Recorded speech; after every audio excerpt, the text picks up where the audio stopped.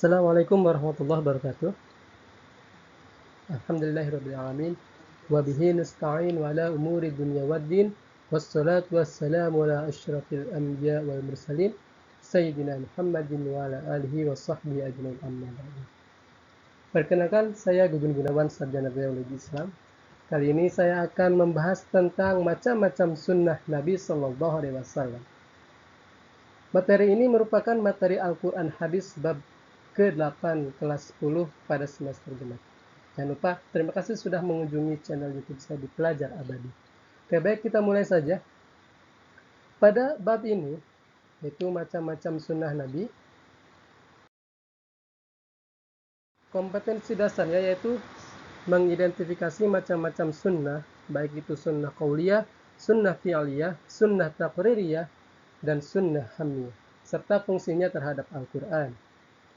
Kompetensi dasar yang kedua yaitu mempresentasikan contoh macam-macam sunnah, baik itu sunnah qauliyah, fi'liyah, taqririyah, dan hamiyah. Pembelajaran. Yang pertama, menjelaskan macam-macam sunnah dan fungsinya terhadap Al-Quran. Yang kedua, mengidentifikasi macam-macam sunnah. Yang ketiga, menunjukkan contoh macam-macam sunnah. Pembelajarannya, yang pertama, peserta didik dapat menjelaskan macam-macam sunnah dan fungsinya terhadap Al-Quran. Kedua, peserta didik dapat mengidentifikasi macam-macam sunnah dengan benar. Ketiga, peserta didik dapat menjelaskan contoh macam-macam sunnah dengan benar.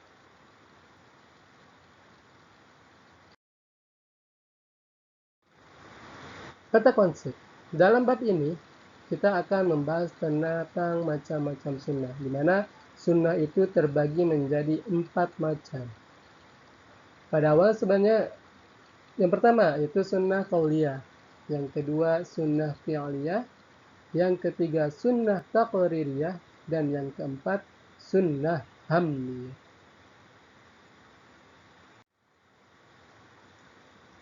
Ulama berbeda pendapat berbeda pendapat. Ada yang mengatakan bahwa sunnah itu ada 3, yaitu sunnah qauliyah, fi'liyah, taqririyah. Ada juga yang berpendapat bahwa sunnah itu ada 4, yaitu ditambah sunnah hamiyah. Nanti akan dijelaskan satu-satu pada slide berikutnya. Yaitu sunnah qauliyah.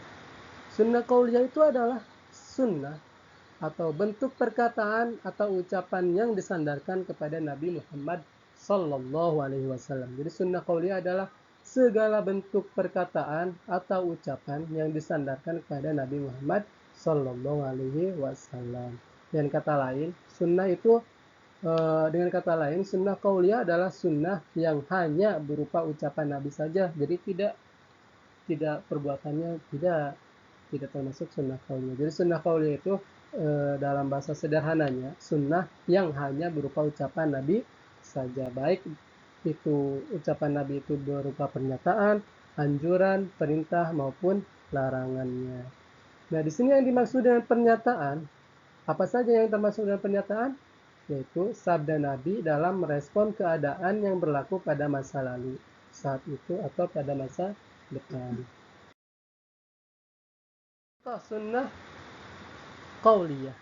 Yang pertama, an Zaid bin Thabit qala sami'tu Rasulullah sallallahu alaihi wasallam yaqulu naddarallahu imra'a sami'a minna hadithan fahafidhahu hatta yuballighahu farubba hamili fiqhin ila man huwa afqahu minhu wa rubba hamili fiqhin laisa bifaqihin wa huwa Abu Dawud. Yang kedua yaitu an Utsman radhiyallahu an anna Nabi sallallahu alaihi wasallam qala khairukum man ta'allama al-Qur'an wa 'allamahu. Sebaik-baiknya kalian yaitu orang yang belajar Al-Qur'an dan mengajarkannya. Contoh yang ketiga yaitu an Nabi Musa qala Rasulullah sallallahu alaihi wasallam al-mu'min lil mu'min kal bunyan yashuddu ba'dahu ba'dahu.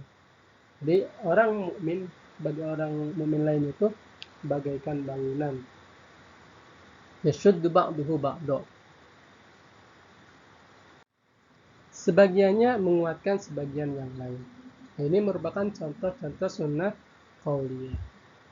Nah, ada lafaz sami'tu Rasulullah sallallahu alaihi wasallam yaqulu Rasulullah qala Rasulullah sallallahu alaihi wasallam Rasulullah sallallahu alaihi wasallam yaqul Rasulullah sallallahu alaihi wasallam qala, itu merupakan ciri-ciri dari sunnah qauliyah. Jadi sunnah qauliyah itu biasanya terdapat lafaz qala atau yaqulu atau sami'tu atau sami'na.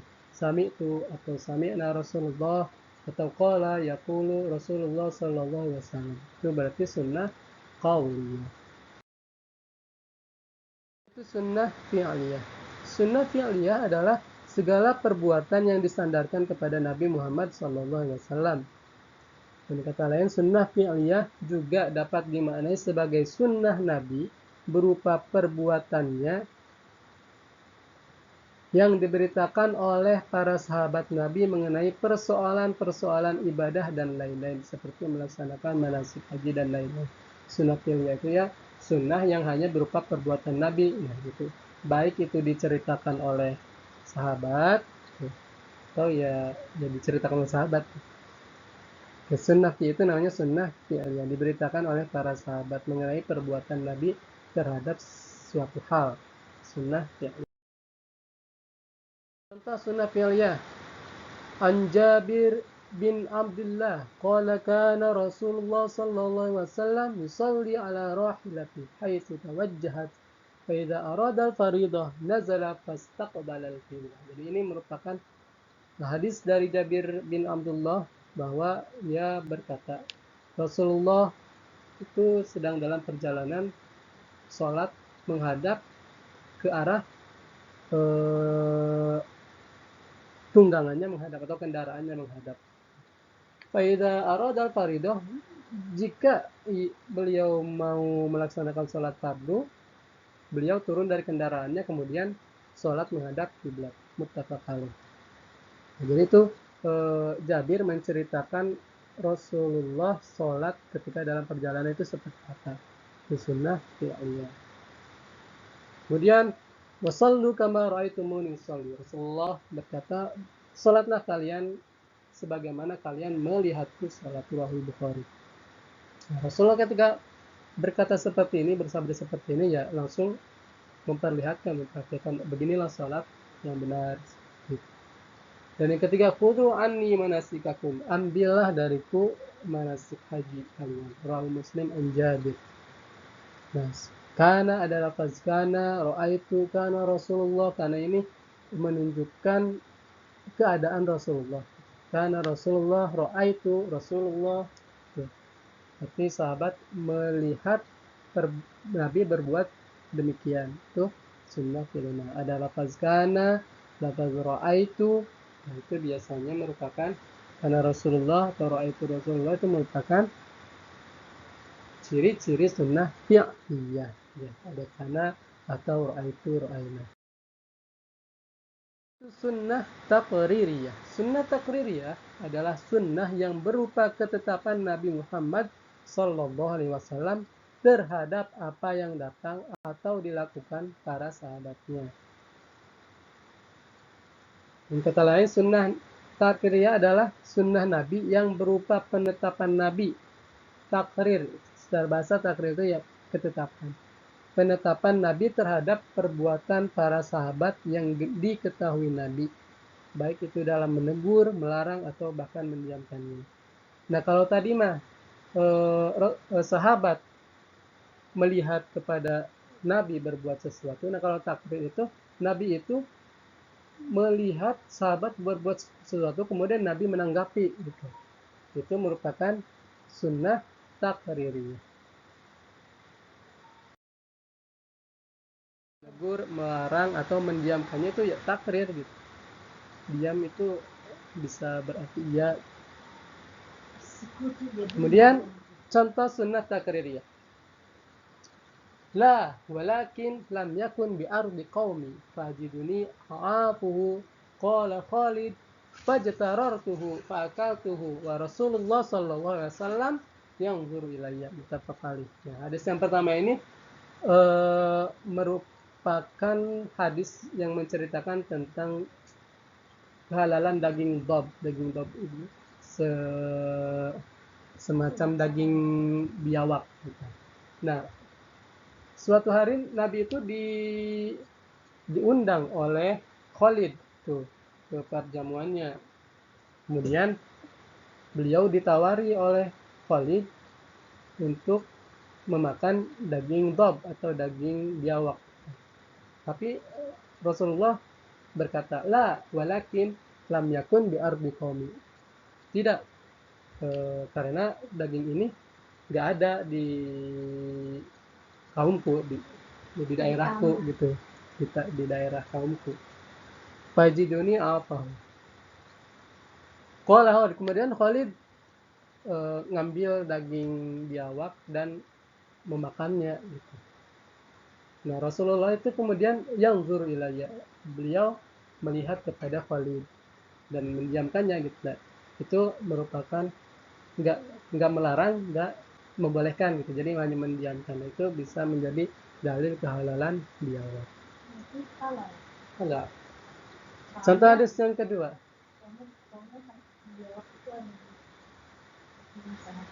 Naam, sahih. عن أبي سعيد الخدري قال خرج رجلان في سفر فحضرتهما الصلاة وليس معهما ماء فتيمما صعيدا طيبا فصليا ثم وجد الماء بعد في الوقت فعاد أحدهما الصلاة بوضوء ولم يعد الآخر ثم أتيا رسول الله صلى الله عليه وسلم فذكر ذلك فقال للذي لم يعد أصابت السنة وأجزتك صلاتك وقال للذي تودع وعاد لك الأجر مرتين رواه الدارمي. Hadis ini menceritakan tentang suatu hari ada dua orang sahabat, ada dua orang laki-laki yang melakukan perjalanan bersamaan. Kemudian ketika waktu sholat datang, nggak ada air waktu itu tuh. Kemudian mereka bertayamum, sama-sama bertayamum dengan so'i dan tayyiban, dengan debu yang suci, yang bagus. Kemudian mereka berdua bersolat. Nah, setelah sholat mereka melanjutkan perjalanan. Kemudian summa wajadal ma, kemudian menemukan air gitu dalam waktu sholat yang tadi. Contoh umpamanya masuk sholat zuhur, nah, mereka nggak ada air, akhirnya bertayamum kemudian sholat. Nah, setelah sholat mereka melakukan perjalanan, nah masih pada waktu zuhur ternyata ketemu sama air gitu. Nah, yang salah satunya itu dia sholat lagi dengan berwudu. Nah, yang satunya lagi dia nggak sholat lagi gitu. Tsumma ataya Rasulullah. Kemudian mereka berdua mendatangi Rasulullah dan menceritakan hal tersebut. Nah, Rasulullah kemudian bersabda kepada orang yang tidak mengulangi salatnya, asabata sunnah wa ajzatka salatuk. Asabata sunnah, bagimu mengikuti sunnah dan mendapatkan pahala salat. Wa qala lilladzi tawaddaa. Kemudian beliau juga berkata kepada orang yang mengulangi salat dan dengan berwudu dan mengulangi salatnya gitu, bagimu pahala 2 kali. Rawahu ad-Darimi. Macam yang keempat yaitu sunnah hamiyah. Sunnah hamiyah adalah suatu yang dikehendaki oleh Nabi Muhammad namun belum sempat dikerjakannya. Hamiyah itu artinya itu hasrat atau keinginan. Nah, jadi sunnah hamiyah itu adalah sesuatu yang dikehendaki oleh Nabi Muhammad namun belum sempat dikerjakannya gitu. Nah, termasuk sunnah hamiyah yaitu sifat-sifat Nabi, keadaan-keadaan beliau, dan himmah atau keinginan beliau untuk melakukan sesuatu. Sunnah hamiyah. Yang pertama, an Rabi'ah bin Abi Abdurrahman qala sami'tu Anas bin Malik yasifun Nabiyya sallallahu alaihi wasallam qala kana Rab'ah minal qaumi laysa bitawil wala bil qasir azharul launi laysa bi abyad أمهق ولا آدم ليس بجعد قطة ولا سبت رجل رواه البخاري.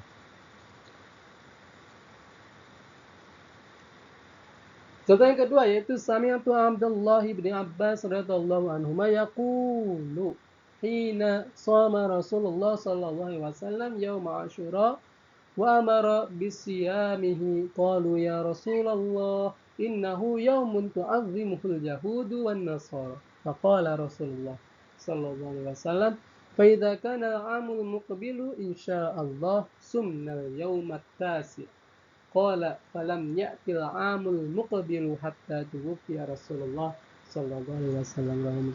Hadis ini merupakan keinginan Nabi untuk berpuasa pada hari ke-9 di bulan Muharram, yaitu pada bulan Asyura. Akan tetapi Rasulullah belum sempat melakukannya karena keburu meninggal. Nah, itu sunnah hamliyah. Jadi keinginan Nabi untuk berpuasa pada pada hari ke-9 bulan Asyura agar tidak sama dengan orang Yahudi dan Nasrani yang pada tanggal 10 juga berpuasa untuk mengagungkan hari tanggal 10 tersebut, 10 Asyura. Nah, itu merupakan contoh sunnah hamliyah. Saja yang mungkin bisa saya sampaikan pada bab macam-macam sunnah Nabi. Mudah-mudahan mudah dipahami dan semoga bencana ini, semoga wabah ini cepat berlalu seiring dengan akan berjumpanya dengan bulan Ramadan. Amin ya rabbal alamin. Terima kasih. Assalamualaikum warahmatullahi wabarakatuh.